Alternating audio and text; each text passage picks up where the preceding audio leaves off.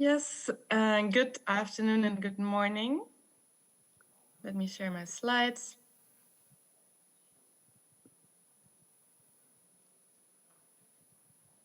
Just hang on a second.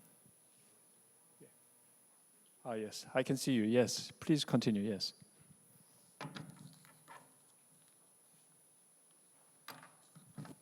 All right. As I said, good afternoon, good morning for those for whom it's a bit earlier. My name is Annika Roes, and I'm really honored that I can speak today at this conference on behalf of the unit of UNESCO Associated Schools, or ASPnet. I also want to extend my best wishes and greetings from the chief of our unit, Julie Saito, and from both of us, a huge thanks goes out to the organization of this conference and to all other panelists. It has been very interesting to listen, and I'm really looking forward to ensuing discussions. In the very interesting intervention of my predecessors, there was a headline I can just pick up on, which was education through the memory of the world. And while she was speaking about the university context, I will now speak about the school level. So the relevance for the memory of the world for educating the youth and for enlarging the capacity building and work of teachers. So let me just do the next slide.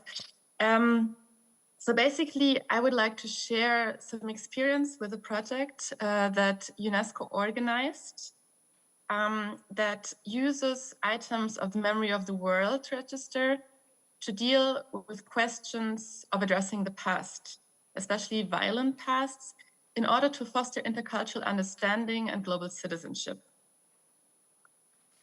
So in my presentation, I want to share how these items of the Memory of the World Register can be helpful and hopefully inspiring to children and teachers in schools, and how these historical documents can be helpful in starting conversations about very timely subjects. And I think in the presentation by Lothar Jordan, we all heard this emphasis on peace building. And of course, while this was only, so to say, a pilot project, this is ultimately also one of our aims. So this pilot project that I'm talking about today is called Fostering Global Citizens Through the Memory of the World. And it is a collaborative project that we, so the ASPnet, designed and implemented together with our colleagues in the relevant UNESCO sector. So of course, the documentary heritage entity that oversees the Memory of the World program. So I also want to thank Faxan Banda and Diane Kuswandini, the relevant colleagues, and Katja Anger from ASPnet, with whom we implemented this project. And I want to especially say a huge thanks to all the teachers involved in it, because as you will learn, it really demanded a lot of efforts and dedication from their part as well. But before I speak more about the pilot project, just for those who are not familiar with our network, I wanted to say a few words about this really exciting UNESCO network. ASPnet is the largest UNESCO network. It was founded in November 1953.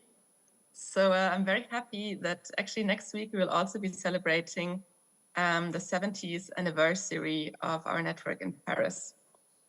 While it started with only 33 schools, it now has more than 12,000 schools and other education institutions in 182 countries. So UNESCO doesn't manage these schools, but the schools have joined because they're dedicated to the mission and vision of UNESCO and want to live these values with their students, educators, staff, and parents. So basically, these schools are committed to empowering learners to contribute to building a more peaceful, inclusive, and sustainable world. And we always speak of the ASPnet schools as living laboratories of ideas, because they're supposed to be a learning hub that shall inspire other schools and educational stakeholders outside of ASPnet as well. And the idea is that other schools may take similar pathways of transformation. And I think that's why also ASPnet has this important role in bringing in new topics, new approaches. And that is why a pilot project like the one we conducted last year is so pertinent to our network. A few words on the context. So, of course, we all have followed developments that initiatives like Black Lives Matter or decolonizing our curriculum demand that violent pasts should come more and more under scrutiny, not only in formerly colonized countries, but also in formerly colonizing countries. And I think it is citizens in large who are demanding that, but the young and children and students in universities are on the forefront of these demands. Behind these demands, I think, is the realization that in order to tackle the problems that we see, such as racism, discrimination, the historical contexts of these issues need to be understood in order to transform the present. And education has a crucial role in this. However, we often see that teachers may feel a bit unsure of how to address these topics. And if at all, these topics tend to be discussed from the perspective of only one country. And this is where this pilot project comes in. It works with the different aspects, bringing together very key elements. So one is international shared classroom sessions. So in order to get out of this perspective of only one country, and I think there we also really heard what Professor Su said at the beginning of approaching history differently and from different perspectives. And this project, of course, brings in the pieces of documentary heritage, hence my presentation here. And then another very important aspect is the capacity building for the educators. We wanted to provide them with the skills they need in order to start these difficult but very necessary conversations. So, in line with the transformative education agenda, this pilot project has brought together teachers and students from primary and secondary ASPnet schools in Ghana, Indonesia, the Netherlands, and the United Kingdom in collaborative learning experiences. So basically, for example, we brought together teachers from the Netherlands and from Indonesia, and they developed shared history classrooms together for the students. We started this project in October last year, and we celebrated the end of this first phase of it in June this year. And as a first introduction, I would like to share the milestones of this project with you. So, of course, it was first important to have getting to know each other phase and getting to know the memory of the world for the teachers. Then there was a self-paced training part, including the Memory of the World e-course developed by UNESCO, about which I will speak more in a bit. Afterwards, the teachers started planning their lessons together. And in that phase, it was also very important that we had further training and feedback by several external experts, as well as the UNESCO team. And then, of course, as a last step, the teachers conducted the lessons with their students. During all that time, we had regular meetings in working groups with the teachers in which the educators could speak about the latest developments, they could ask questions or give each other feedback. Now, let's take a deeper look into the project itself. First, a word on the number of participants. So as I said, this is a pilot project. So we wanted to start with a limited number of teachers and students to really be able to support everyone in the best way we could. Thus, there were only 2 schools from each of the 4 participating countries, one of them primary and one of them secondary. And I think this project really demanded a lot from the teachers. So we decided that it would be best that there would always be up to 4 teachers per school, so that they could support each other and build like this working relationship within the school. And we set up these teams. Well, this was the ideal team, that there would always be one teacher from the field of history, one from arts, literature, and languages. And that these disciplines could always enrich the conversations the teachers would have within the school, but also, of course, with their partner school. As a next step, I want to highlight the capacity building, especially the training at the beginning. So I think even though the Memory of the World program is such an important program, and of course is known to everybody here today at this conference, in comparison to the other heritage programs mentioned, it may be less known. So it was really important for us to also provide the time for the teachers so they could educate themselves on the register, on the program, and of like how the items work and how they could use them. And yeah, very important was that they could thus take this e-course, and this e-course, and this is also how we got this idea with the different disciplines in the school, really caters to these educators from these different disciplines. So it is adjusted for history teachers, but it also should provide useful information to arts or language teachers. And this e-course explains how the Memory of the World Register can be used to create more effective and interesting and engaging classes. So there are also lesson plans that teachers can directly draw from. So it's free to use. I really recommend this e-course. And afterwards, the teachers exchanged about their learnings from the e-course and also received further feedbacks from us, of course. And then we started this phase where the teachers met their partner school. So, for example, the teachers from the Indonesian secondary school met their colleagues from the Dutch secondary school. Since they would be working together over so many months, this collegial exchange and building a good personal and working relationship was really important. I think they still use their WhatsApp group. I heard from one of the teachers the other day sharing little stories about what's going on in their school. And then in these teams, they were now supposed to plan the lessons together.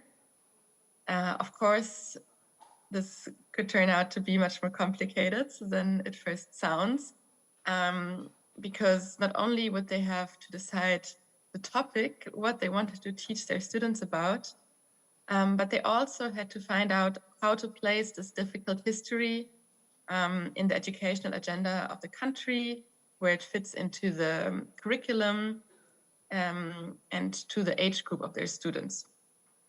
Then, of course, they had to go through the Memory of the World Register to find an item or items that fit into into their vision of the classes, and that would really be useful for their students to learn.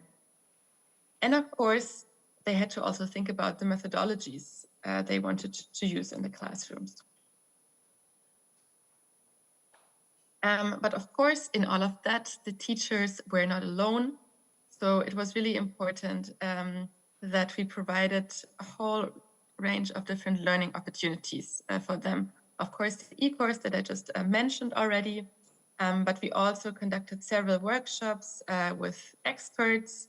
Of course, one of them being by Dr. Helen Young that Lothar Jordan also mentioned earlier, but also further workshops in which we talked about how to deal with different difficult or sensitive topics in the classroom, how to treat heterogeneous classrooms.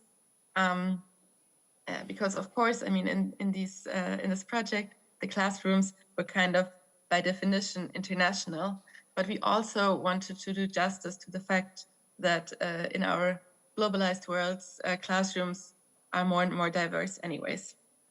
So that teachers may be in situations where a topic may be experienced differently by students depending on their different lived experiences. The workshops were also on biases and on pitfalls that teachers should be aware of when teaching violent tests. And then, of course, the teachers had the access to the UNESCO materials, for example, the e-calendar, children's book. We highlighted the Google cooperation with Memory of the World. So we just wanted to give them all the opportunities they needed in order to make most use of this pilot project. Equipped with these trainings and exchanges, the teachers could then conduct their shared lessons. The approaches they took were really different, and I think a testimony to them really tailoring the sessions to the needs and contexts of their students. Some of them, and here you can see some pictures of the pilot project. Some of them would start with language lessons to create a first literal intercultural understanding. Others included other forms of heritage, so spoke about traditions, intangible heritage, or material heritage elements in the teaching, and even others invited external experts into their schools. In this pilot project, we also really encouraged that the schools should create partnerships with institutions of documentary heritage. So our idea was that the use of documentary heritage would potentially surpass the current Memory of the World Register and that pilot project, and that these partnerships would render the project more sustainable. Thus, some schools, for example, visited archives, others visited museums, and in these institutions, they received even more information and input by the experts of these institutions. I really like this picture here in the middle, where the students learn about an old love letter in the Dutch National Archives. And on the left, you can see the item that the Dutch-Indonesian cooperation chose, namely the autobiographical chronicle by Prince Diponegoro, and that really helped them to understand the differences between the Dutch perspective and the Indonesian perspective on this historical figure.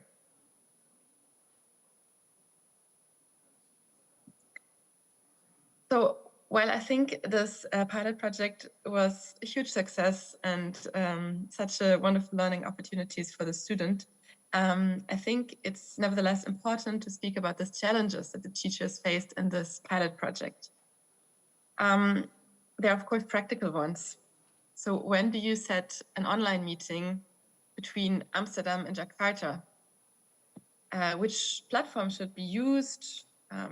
Does everybody use the same ones? And do the children speak English well enough in order to participate? And also, I think the content was not easily determined. So I think the teachers struggled, but really surpassed these hurdles, wonderfully. But it was interesting to see the process of choosing pieces of documentary heritage. They needed to choose something that was accessible for the children and that made at the same time sense for the purpose of the classroom session. And of course, how do we fit this pilot project into an already crowded curriculum? But I think given these challenges, the teachers really did an amazing job. And I was so humbled and happy be to see the dedication and hard work and just joy of teaching. And because of this, and because this innovative pilot project has proven to be so inspiring and engaging for the educators and students, and as a great way for ASPnet and UNESCO to fulfill its role as a laboratory of ideas, we would like for this project to continue so that more teachers and students and countries can be involved in it and engage in this meaningful exchange around difficult, violent pasts using documentary heritage as an entryway. We have developed an encompassing proposal and plan how this pilot project could go into the next phase, in which we would like to include also schools from Nigeria, Namibia, and Germany, and also Aruba, Curacao, and St. Martin. We're still working on laying this out and looking for potential donors for that as well, and potential partners in the concerned countries, such as museums and other heritage institutions. So if you have any ideas, you are hereby invited to contact me.